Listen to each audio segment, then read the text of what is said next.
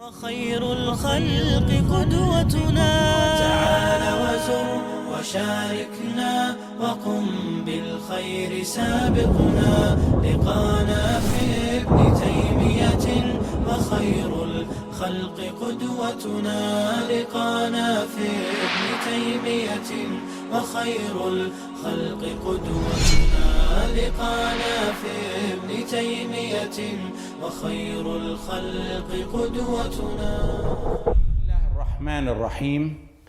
الحمد لله رب العالمين والعاقبة للمتقين والصلاة والسلام على عبده ورسوله وخليله وصفوته من خلقه نبينا وإمامنا وسيدنا محمد وعلى آله وأصحابه ومن سلك سبيله واهتدى بهداه إلى يوم الدين.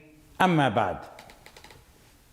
We're on the nullifiers of wudu, and the author said there's 8 nullifiers. The author rahimahullah ta'ala said وَالنَّوَاقِضُ فِي الطَّهَارَةِ الصُّغْرَى ثَمَانِيَةٌ الْخَارِجُ مِنَ السَّبِيلَيْنِ وَالْفَاحِشُ مِنْ غَيْرِهِمَا. الْخَارِجُ مِنَ السَّبِيلَيْنِ, anything exiting from the 2 private parts. Second of all, وَالْفَاحِشُ مِنْ غَيْرِهِمَا, what exits from other than the 2 private parts, that's repulsive. The third nullifier of wudu is what pertains to sleeping. وَزَوَالُ الْعَقْلِ بِغَيْرِ نَوْمٍ يَسِيرٍ جَالِسًا أَوْ قَائِبًا. وَالْفَاحِشُ مِنْ غَيْرِهِمَا وَزَوَالُ الْعَقْلِ بِغَيْرِ نَوْمٍ يَسِيرٍ جَالِسًا أَوْ قَائِمًا. The fourth one is وَمَسُّ الْفَرْجِ, touching the private parts. We took 6 main masail under that. The fifth nullifier of wudu is وَالْمَرْأَةِ لِشَهْوَةٍ, touching a woman with desire. وَمَسُّ الْفَرْجِ وَالْمَرْأَةِ لِشَهْوَةٍ, touching the private parts and a woman with desire. We took under the fifth nullifier the mas'ala of whether touching a woman actually nullifies wudu, and then the follow-up mas'ala of the one being touched, whether their wudu is nullified. That's where we left off in our last halaqah, and we've completed with that the fifth nullifier. And today, inshallah, alhamdulillah rabbil alameen for that, today we'll start on the 6th nullifier, which is وَأَكْلُ لَحْمِ الْإِبِلِ, eating the meat of a camel. Does eating the meat of a camel nullify wudu? And notice the term meat here, lahm, وَأَكْلُ لَحْمِ الْإِبِلِ.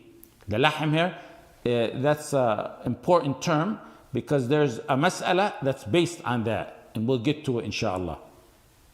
This mas'ala, this issue, is among the masail or issues that are referred to as the masail that are from mufradatul madhhab al-hanbali. What does that mean? It's among the masail where the official opinion of the Hanbali madhab is different than all 3 of the other madhahib. So the Hanbali madhab is different than the Hanafi madhab, the Shafi'i madhab, the Maliki madhab on this matter. So if the official opinion of the Hanbali madhab, the official opinion of the Hanbali madhab goes against the official opinion of all 3 of the other madhahib, it'll be referred to as among the masail that are from mufradatul madhhab al-hanbali. If it's an opinion within the Hanbali madhab,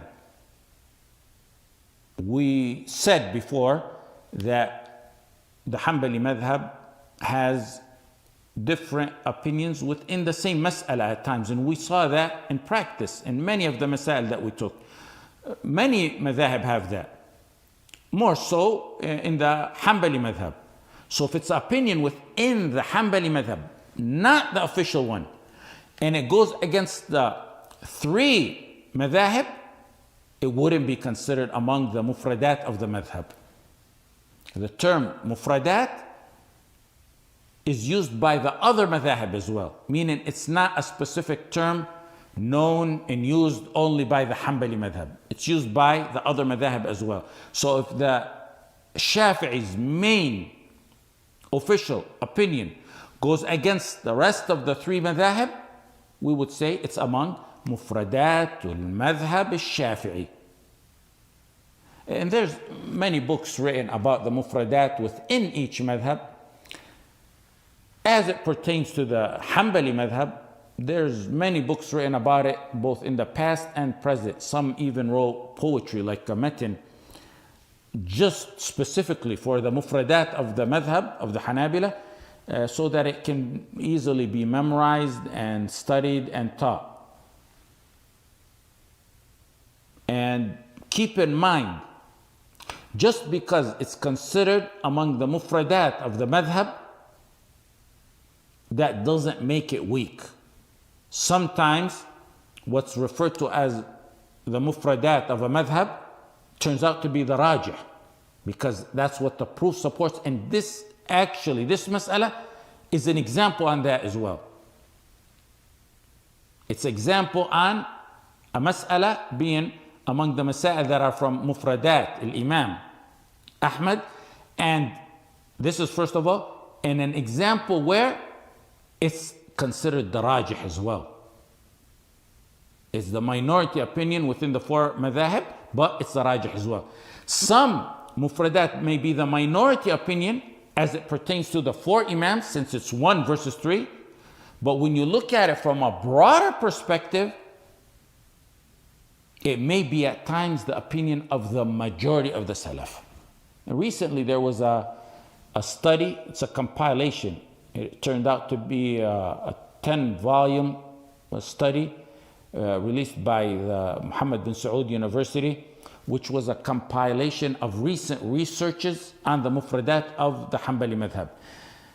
They studied the masail, and they went to the masail to check these mufradat. First of all, is this the opinion considered the main opinion of the madhab? First of all, if that checks out, then the next issue is this opinion against the opinion of the three madhahib, their official opinions? Meaning, if one of them, just one of them, joins in with the Hanbali on that matter, it's no longer considered among the mufradat. So is it really the Hanbali madhab alone in this mas'ala versus the three other madhahib? If all that checks out, then they go to the mas'ala itself and analyze its details. That recent 10-volume study is probably the largest study on the mufradat of any madhab. There's books written on the mufradat of the Shafi'i madhab and likewise on the Maliki madhab, but I don't think any madhab had any work as comprehensive as this 10-volume study. Wallahu a'lam. So now let's take our mas'ala here. Does eating the meat of a camel nullify the wudu? And the simple answer to that is yes, because the proof supports that. Now, let's get into the detailed discussion. There's two opinions on this matter. First opinion is the Jumhur. Since we said it's among the mufradat of the Hanabila, who would the Jumhur be here? Hanafiya, Malikiya, and Shafi'iyya. So the Hanafiya and Malikiya and Shafi'iyya say eating the flesh of a camel does not nullify the wudu. And as pertains to the Shafi'iyya, this is the new opinion of a Shafi'i and the opinion adopted by the madhab, the official opinion of the madhab. The proof on that is what's been related in Sunan Abu Dawood and in Nasa'i عن جابر قال كان آخر الأمرين من رسول الله صلى الله عليه وسلم ترك الوضوء مما غيرت النار. The last practice of the Messenger صلى الله عليه وسلم was that he didn't perform wudu from anything that was cooked on fire. How is that proof here? They said the last practice of the Messenger sallallahu alaihi wasallam was that he didn't make wudu from that which was cooked on fire, and that's broad. That includes the camel's meat. So there's no wudu needed. That's the first proof. We'll talk about that at the end, inshallah. The second proof is qiyas. They use analogy. They compared the meat of a camel to the meat of a sheep. They said we don't make wudu after eating the meat of a sheep, so we don't need to make wudu from eating the meat of a camel. They said both of those are nearly identical in other ahkam. In other rulings, both of those are nearly identical. So why are you differentiating in this specific detail here pertaining to wudu? The answer to that is Ibn Taymiyyah rahimahullah ta'ala said that type of qiyas that they did, comparing the camel's meat to the sheep's meat in this matter, in this specific matter, he said that type of qiyas is like what Allah subhanahu wa ta'ala mentioned in the Quran, إِنَّمَا الْبَيْعُ مِثْلُ الرِّبَى وَأَحَلَّ اللَّهُ الْبَيْعَ وَحَرَّمَ الرِّبَى. Ibn Taymiyyah said that type of qiyas analogy is like the analogy of those who, when Allah subhanahu wa ta'ala said riba is haram, they put their input, they gave their input, they did their qiyas, their analogy, they said trading is like riba, to try to justify that riba is okay. Allah subhanahu wa ta'ala said, إِنَّمَا الْبَيْعُ مِثْلُ الرِّبَى وَأَحَلَّ اللَّهُ الْبَيْعَ وَحَرَّمَ الرِّبَى. The answer from Allah is Allah permitted trading and He forbid riba. Likewise, Allah subhanahu wa ta'ala ordered wudu from a camel's meat and He didn't order it from other types of meat. Ibn al-Qayyim rahimahullah ta'ala commenting on that said that's the worst kind of qiyas. So far we have the hadith as proof, hadith Jabir, Sunan Abu Dawood. We have qiyas. A third proof they used, the Jumhur used, they said this is a common widespread matter. People always ate meat from a camel. It was constant, ongoing, widespread. They always did it. So we can accept it through ahadith, ahad, and it's been relayed to us through ahadith, ahad. In the past, we took a response to a matter identical to this, so there's no need to go over it again. We took in a previous class a response to those who refuse to take ahadith, ahad, in matters that they claim are common and widespread and known. We responded to that completely. There's no need to go over that again. I just want to add one thing that Ibn Hazm rahimahullah said specifically about this issue here. He said it's hamaqa, it's nonsense, it's stupidity to allege that we don't take ahadith al-ahad in matters that are common and widespread. He said, because ghusl from intercourse without the discharge of many, when someone has intercourse with his wife, without actual intercourse, without the discharge of many, he must make ghusl, of course. Ibn Hazm said, he called it hamaqa, he said, because ghusl from intercourse without the discharge of many is something the majority of the Sahaba didn't know, and it was widespread and common. The fourth proof for the Jumhur, who say there's no wudu after eating a camel's meat, is what's been related in Musannaf Ibn Abi Shayba an Ikrimah an Ibn Abbas radiyallahu anhuma, إنما الوضوء مما خرج وليس مما دخل. إنما الوضوء مما خرج. This is a statement by Ibn Abbas radiyallahu anhuma that he said wudu is from what exits or is a discharge, not from what enters. وليس مما دخل. إنما الوضوء مما خرج وليس مما دخل. Meaning, discharge of urine or feces and similar discharges nullify wudu, but not from entry. Entry like consuming food, he said, that is not a nullifier of wudu. In Musannaf Abdul Razzaq, there's a very similar statement by Ibn Umar radiallahu anhuma. Those statements, the statements of Ibn Abbas radiallahu anhuma and Ibn Umar radiallahu anhuma, appear to be authentic. There's other similar statements by other Sahaba like Ibn Mas'ud and Ali radiallahu anhum that are weak.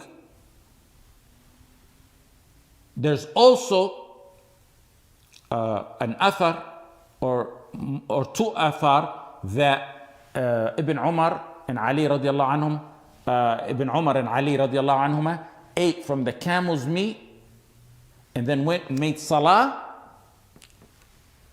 without making wudu. That's weak as well. That's the overall proof for the first opinion. The second opinion is that it nullifies the wudu. And of course, this is the opinion of the Hanabila. It's also the opinion of the Shafi'i, the old opinion of a Shafi'i. Had it been the official opinion of the Shafi'iyya or the new opinion of a Shafi'i, this mas'ala would not be referred to or labeled as those among the mufradat of the Hanabila. And also some ulama of the Shafi'i adopted this opinion. They went along with the Hanabila in this opinion and didn't choose their own madhab's opinion on this matter, like An-Nawawi. But even though some of the ulama of the Shafi'iyya adopted this opinion, it still is not considered the official opinion of the madhab of the Shafi'iyya, and that's why it remains or still falls under what's referred to as mufradatul, the masail that are mufradat al-madhab al-Hanbali. Among the ulama of the Shafi'iyya who adopted it is Al-Khattabi and Al-Bayhaqi and Al-Nawawi and Abu Bakr ibn Khuzaymah and Ibn al-Mundhir, and other ulama who also adopted this opinion is Ibn Taymiyyah and Ibn al-Qayyim and the San'ani and the Shawkani, and their proof is the clear proof that's in Sahih Muslim. Hadith Jabir ibn Samura. Hadith Jabir ibn Samura أن رجلا سأل رسول الله صلى الله عليه وسلم أأتوضأ من لحوم الغنم؟ قال إن شئت فتوضأ وإن شئت فلا توضأ. أتوضأ من لحوم الغنم؟ قال إن شئت فتوضأ وإن شئت فلا توضأ. قال أتوضأ من لحوم الإبل؟ قال نعم. That's our point here. قال أتوضأ من لحوم الإبل؟ قال نعم. فتوضأ من لحوم الإبل. A man asked the Messenger sallallahu alayhi wasallam, do I need to make wudu when eating the meat of a sheep? أتوضأ من لحوم الغنم؟ قال إن شئت فتوضأ وإن شئت فلا توضأ. He said, the Messenger sallallahu alayhi wasallam said, if you want to make wudu, go ahead and make it. If you don't wish to, you don't have to make wudu. That's pertaining to the meat of a sheep. So then he asked about the meat of a camel. Do I need to make wudu after eating the meat of a camel? The Messenger sallallahu alayhi wasallam said, yes, perform wudu after eating the flesh of a camel. You notice how he gave the choice when it pertained to the meat of a sheep. But when he asked about the meat of a camel, the Messenger sallallahu alayhi wasallam said, yes, you have to make wudu. Strong, clear proof on this matter. The second proof is Hadith al-Bara ibn Azib. قال سئل رسول الله صلى الله عليه وسلم عن الوضوء من لحوم الإبل فقال توضأوا منها. Sunan Abu Dawud, النسائي, Ibn Majah and in Musnad Ahmad, the Messenger sallallahu alaihi wasallam was asked about performing wudu from eating a camel's meat. He said, perform wudu from it, from consuming it, eating it. Imam Ahmad and Ishaq ibn Rahawayh and Al-Bayhaqi said there's two authentic ahadith as proof on this matter. Those two that they're referring to is hadith Jabir ibn Samura and hadith al-Bara.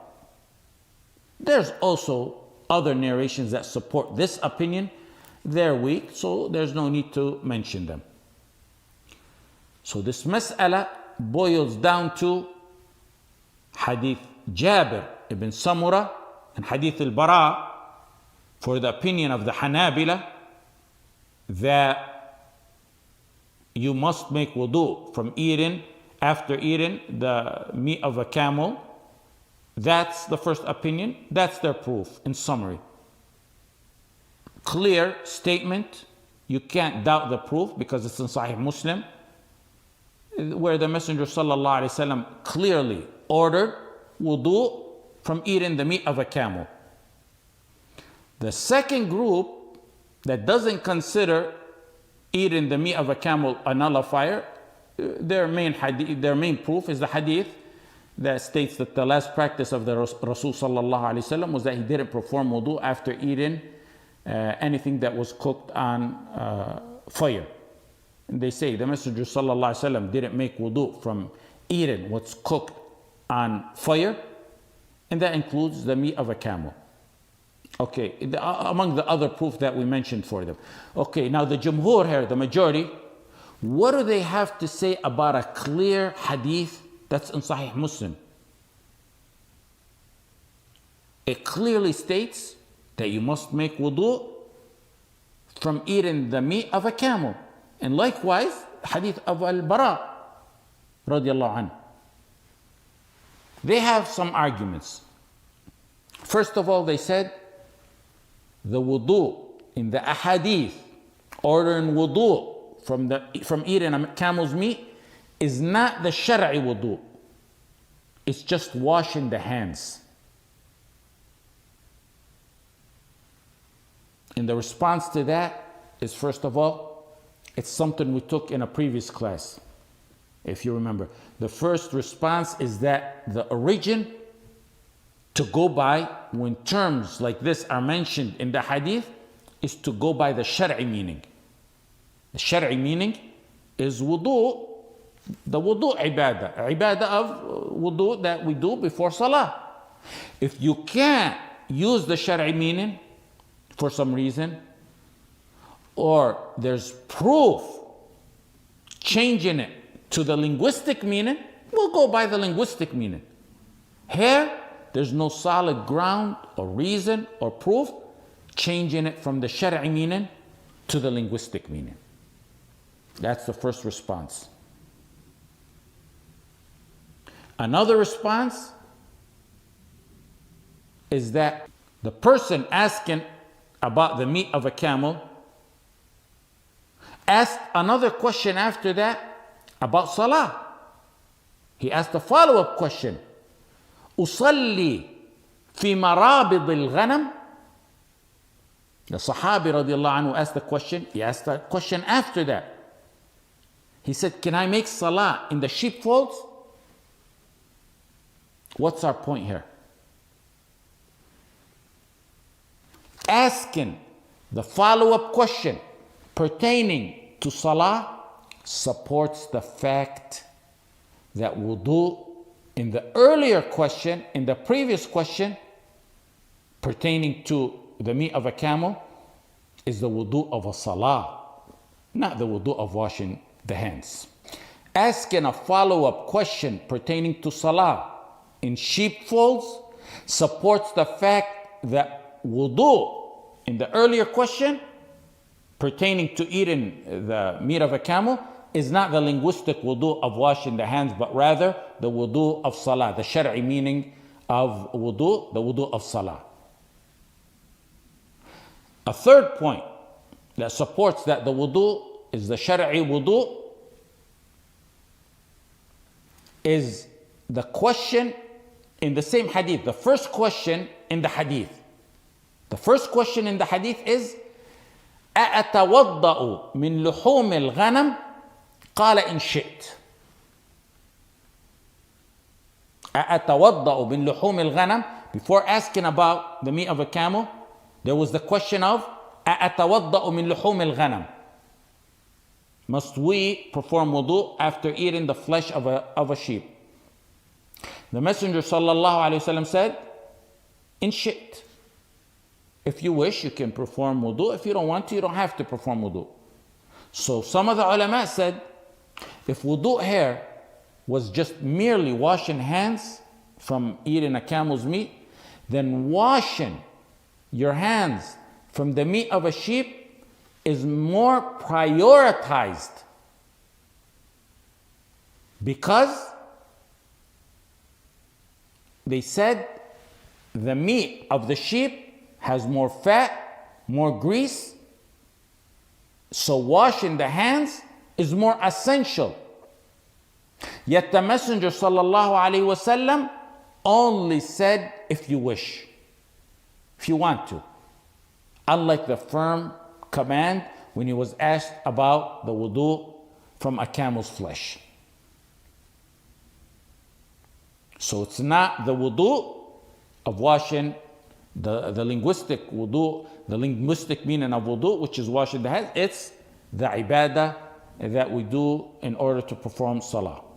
The Jumhur didn't stop here. This wasn't their only argument.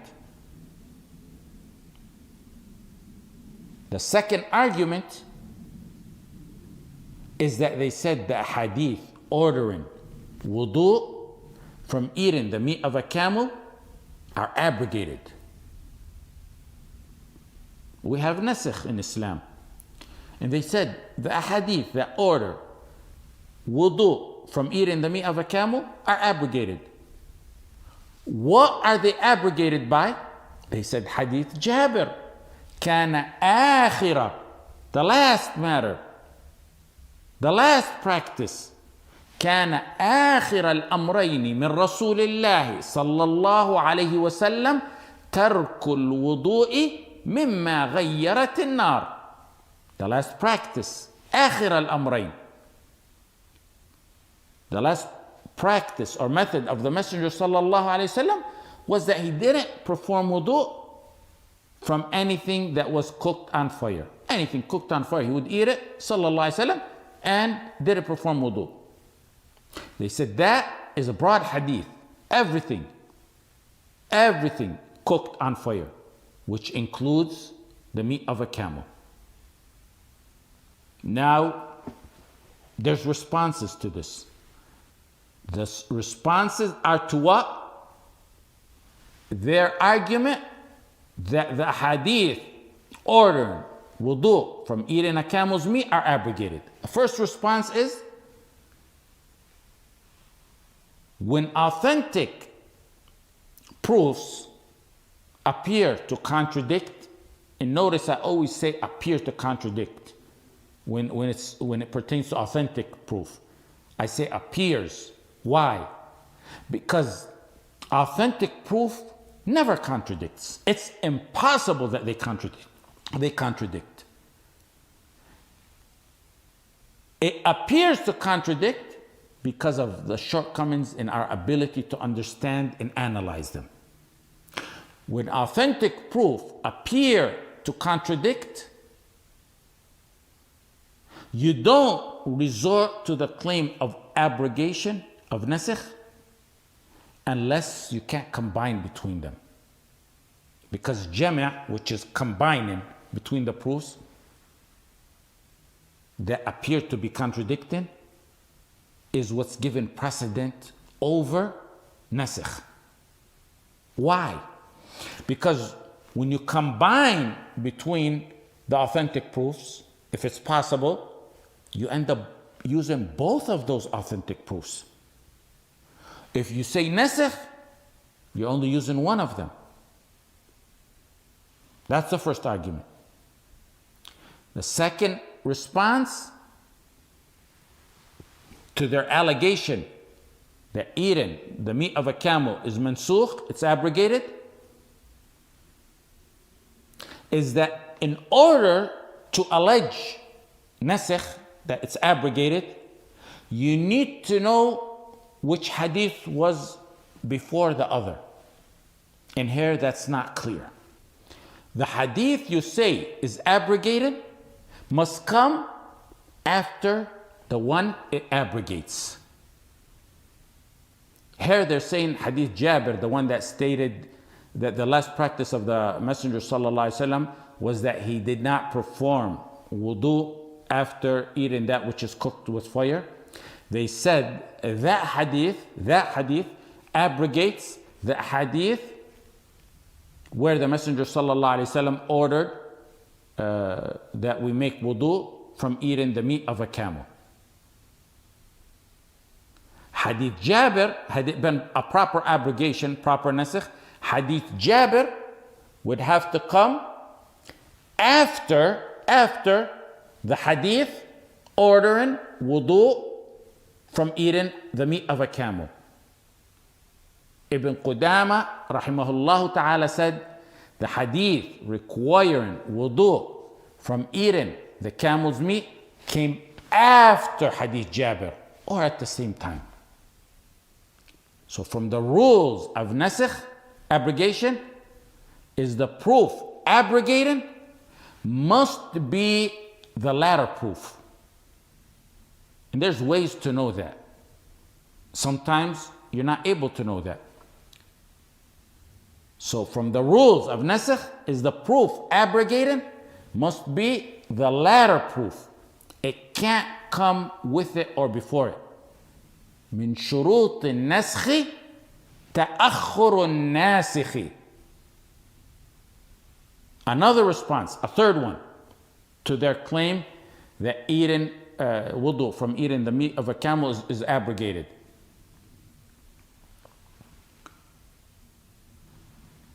This response is that ordering wudu from eating the meat of a camel is not because it's cooked or not cooked. It's simply because it's the meat of a camel. They're two totally different hadith and two different issues.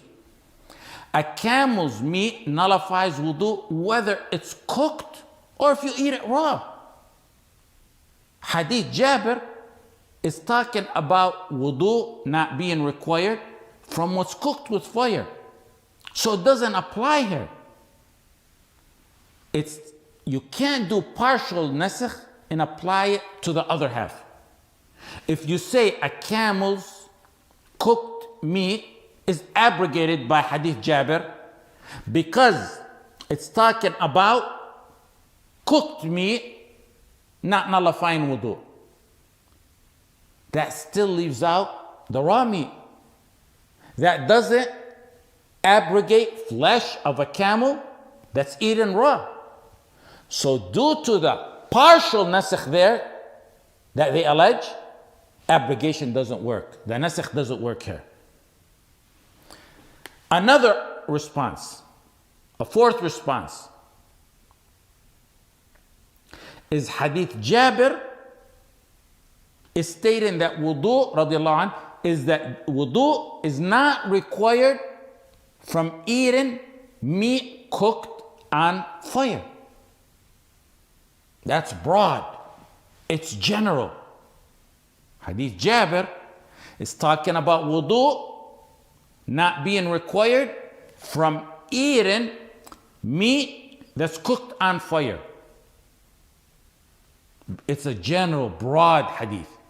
Okay? Hadith al-Bara ordering wudu from eating the meat of a camel is specific. It's like an exemption. There's no need for nasikh. There's no need for the argument that it abrogates or not. Because both of those hadith are used together. There's no need for nasikh because both of those hadith can be used together. Hadith Jabir, radiallahu anh, the last practice of the Messenger sallallahu alaihi wasallam was that he didn't perform wudu from eating what's cooked on fire. It's broad, it's general. You don't need to make wudu from that which is cooked. Hadith al-Bara radiallahu anh is specific. It specifies or exempts the meat of a camel. That way you use both of those hadith. A general hadith and a specific one. They're used together, and that eliminates the need for the argument of nasakh. Finally, what about the statements of some of the Sahaba radiallahu anhum? Some are authentic, some are not. The statements where they say that wudu is from that which exits the body, not that which enters. There's two responses to this. If you say entry is not a nullifier, it's only that which exits the body, what's discharged from the body, then we'll counter that and argue and say there is an exemption or an exception to that. That statement that they said, there's an exemption or exception to that. And it's eating the meat of a camel because of the hadith that's in Sahih Muslim. A second response, and look at how they were free from ta'assub. The official madhab of the Shafi'iyya, we know it, is that eating the camel's meat does not nullify wudu. Al-Bayhaqi, he's Shafi'i. He said in response to these athar, the statements of the Sahaba, like that of Ali and Ibn Abbas radiallahu anhum, that wudu is only from that which enters, wudu is only required from that which exits, not that which enters. Al-Bayhaqi, who's a Shafi'i, in his madhab adopted the opinion that eating the meat of a camel is not a nullifier of wudu. He said, pertaining to those statements of the Salaf, he said, it's something we don't leave the ahadith of Rasulullah sallallahu alayhi wasallam for. So he went against his own madhab in this matter, and then he said, yes, there's athar here, but we don't leave the hadith for those statements of the Sahaba radiallahu anhum ajma'een. Meaning the messenger said something, sallallahu alayhi wasallam, the companion statements appear to possibly be in conflict. Al-Bayhaqi rahimahullah ta'ala said, we don't leave that which is confirmed by the messenger sallallahu alayhi wasallam for those statements. And as I've indicated, some of them are weak. Look at the tajarrud, how they were free from blind following. So the summary is, the hadith in Muslim is very clear. Hadith Jabir ibn Samurah is very clear. And also hadith Al-Bara ibn Azib, where the Messenger sallallahu alayhi wasallam said, perform wudu from eating the meat of a camel. In Nawawi, in Al-Majmu' rahimahullah ta'ala, in Al-Majmu' said, Al-Nawawi also is Shafi'i, and he adopted an opinion on this that is not the official opinion of his madhab. He said, our friends, meaning the people of his madhab, he said, our friends used weak matters or arguments in opposition to those two ahadith. So I left their opinion due to its weakness. Our friends used weak matters or arguments in opposition of those two ahadith, so I left their opinion due to its weakness. He left the official Shafi'i opinion on that matter, that wudu is not required from even eating the meat of a camel, because he felt the arguments of his friends in the madhab, the ulama of the Shafi'iyah, are weak. And that sums, really, that statement of Al-Imam Al-Nawawi rahimahullah ta'ala sums up everything. جزاكم الله خيرا. صلى الله على سيدنا محمد وعلى آله وصحبه وسلم.